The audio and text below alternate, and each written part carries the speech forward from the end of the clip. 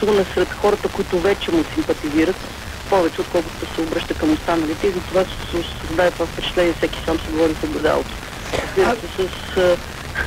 С някъде изключението на откоряващата се по амбиция и по интензитет кампания на България без цензура, която ми се струва безспорно, че е най-амбициозната от гледна точка на броя обиколки, ходене по страната, присъствие. Тя е най-луксозната, изглежда, да.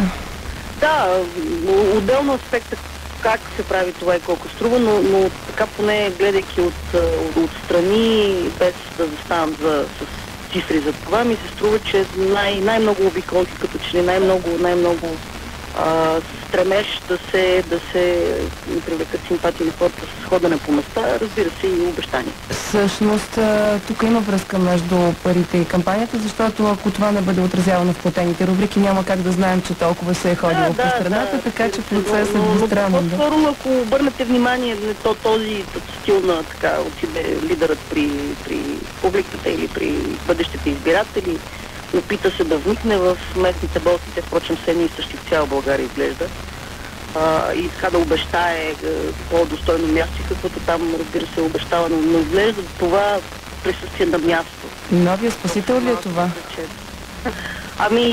Изглежда е новия спасител, поне в част от това, което се чу като репортажи. Явно и като числа, които давате. За така решаване на старите проблеми. Впрочем, това не е ново. Това е ново лице, което прави това, но ако си спомните всички така спасители от последните 10 години, могат да се открият един или два, Царя, Борисов, които се появиха и от някъде и така заявиха, че те ще бъдат истинските лидери. Малко или много играха тази роля. Да, между прочим, как си обяснявате това, че по-скоро ГЕРБ, въпреки скандалите, въпреки